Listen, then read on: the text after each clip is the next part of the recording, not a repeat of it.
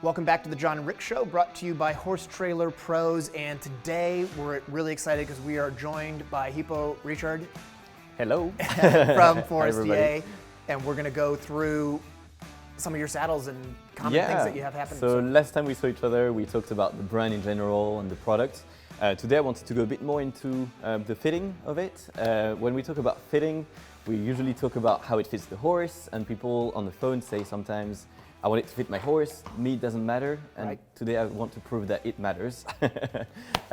So for the rider, you know, we talk about the seat size, we're able to modify anything. That's not only us, obviously a lot of saddle makers can do that, modifying the forwardness of the flap, the seat, all that. But actually one thing that we never talk about that is super important is the balance of the saddle. Right. When I say this, again, when people call me, it happens that they say, oh, my leg is too forward, so I need to have big block, whether it's in dressage or in show jumping. And actually, this problem especially usually comes from the balance. Right. If the hip is in the wrong position, obviously your leg is going to be in the wrong position, and it will impact your horse. So it does matter for the fit of the horse as well.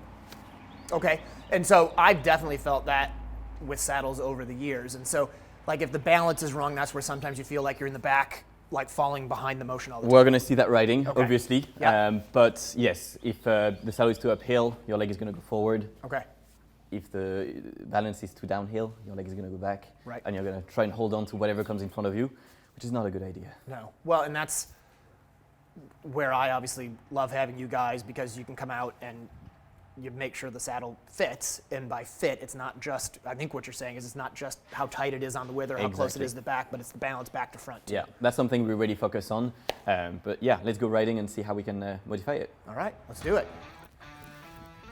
So what we're looking at today is a saddle that was fitted for this horse, and obviously we know John, this is his saddle, so that fits him quite well balance-wise. So what we can see, and thank you John for being a good rider, is that the shoulder, the hips and the heels are on a straight line, on perpendicular to the floor.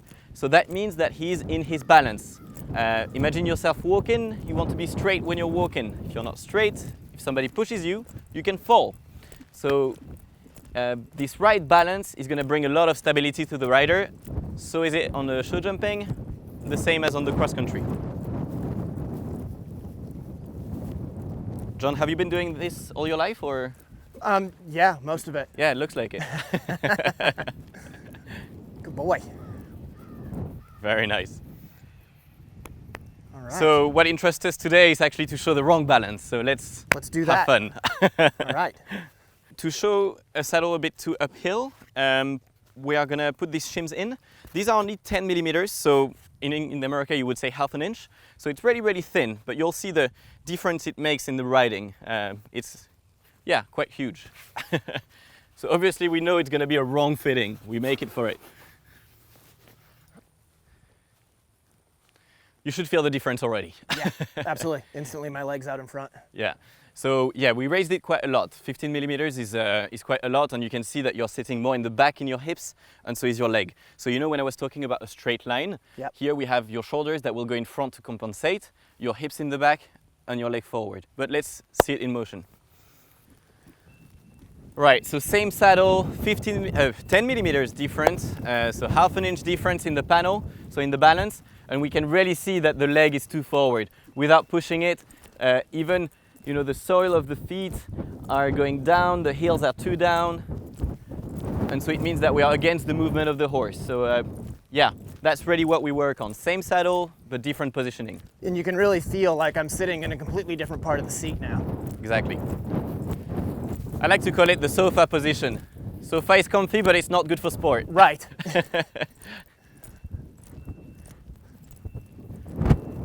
Especially in the transitions, you can feel that you fall down as soon as there is a change of rhythm. Yeah, and then he wants to invert a little bit. Yeah.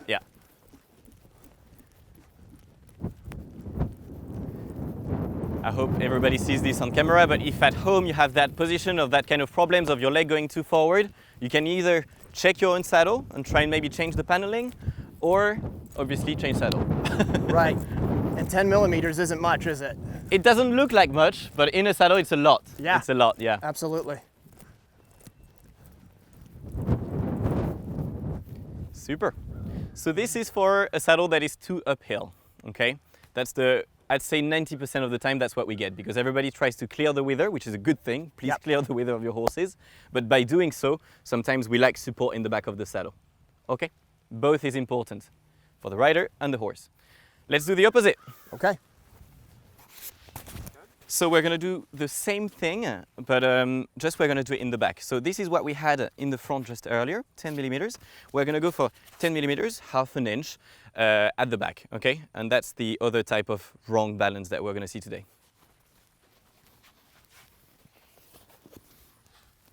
So we just passed from 10 millimeters uphill to 10 millimeters downhill. So that's a 20-meter difference, so don't hate me yet. You can feel the difference.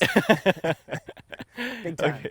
So the idea of this position when it's too downhill is that you're going to have your shoulders obviously getting thrown forward and your leg going backward. Earlier we could see your shoulders going forward because you were compensating your hips going back. Here you can't compensate anything, you're just being thrown forward. Right. Okay, let's see it in motion.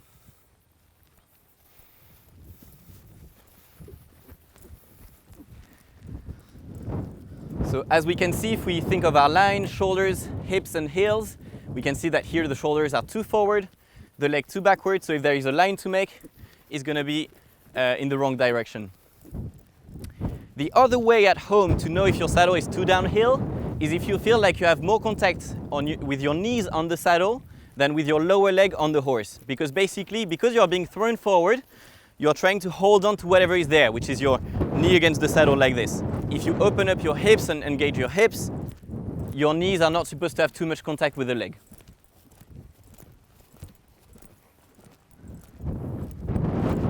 So John makes it look good because he's a very good rider. I promise you that sometimes I can see riders that are being thrown forward even more, but don't force it. This is awesome. Now you can really feel the difference. You feel much less secure here. I mean, imagine yourself on the cross country coming down to a combination like this. I promise you it's no thanks. Not fun. And so, you know, we talk about seat sizing and things like this. I'm sure John in the past has ridden in saddles that were too small for him, but if they were in the good balance, it's not as bad as a bad feeling as this one. This is worse than a saddle that is too small or too big. If you have the right balance, you've done 70% of your saddle. John, am I correct in saying that? Absolutely. I've actually, interestingly enough, ridden in Jen's saddles a bunch. Yeah. And it's not a problem because they're fit to the horse as well. Exactly, yeah. But then I've also gone to do clinics where you get in a saddle that isn't balanced on a horse from time to time, and that is quite tough. It is, yeah. Yeah, absolutely. Cool, thank you. Awesome. Before we get into the dressage positioning, just show a little bit my brand and Forestier. So this is how we work. Obviously, if you see a Velcro saddle, it doesn't mean that we sell Velcro saddle. It's only for the trials. But all in all, we have 34 different blocks that we're able to change the positioning of the block. Everybody has a different hip angle. So it depends on every rider, what block you're gonna like and in which position. But don't be scared, we don't sell Velcro saddles. They are always stitched in.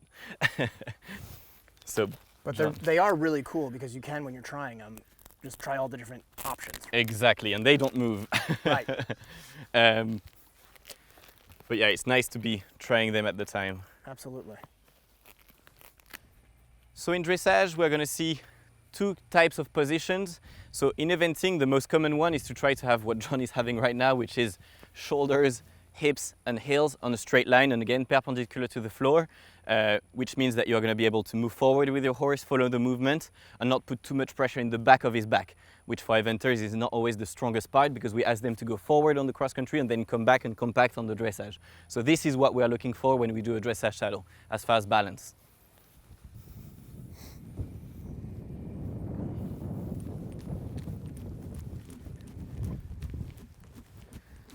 Hey John, you need to teach me some, huh? I didn't have that position when I was riding. The saddle helps. Okay. So yeah, we can see here that the hips are moving forward, following the movement of the horse. The legs are not too forward, neither too backwards. Yeah, this is a great balance. I'm lucky to have a good rider today. I feel like I'm right at home.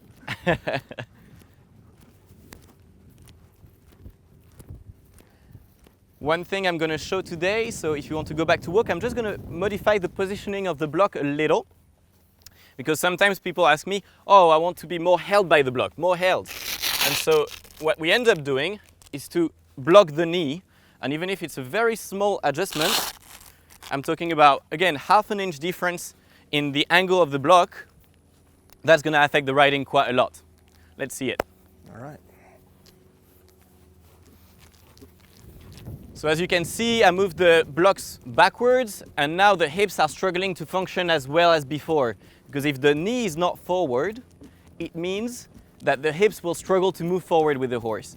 Again, John is making it look nice. But I'll tell you what, my low back suddenly is tight. Exactly. Right there. Because you're stuck in your hips, yeah. Yeah.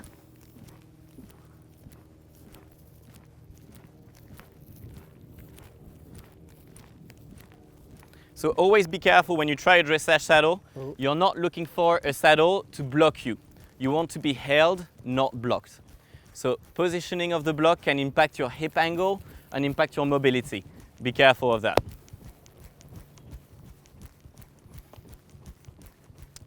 Super. All right. The last position I want to show is a position that can work in dressage. If you look at Edouard Gall riding Totilas in his best years, he wasn't always super straight. Sometimes he had his hips in the back, legs forward, but he had a horse that could handle it. The horse was really strong in the back, and he was doing that to sit him up even more, bring the shoulders up, and have even better of an extended trot, whether he needed it or not.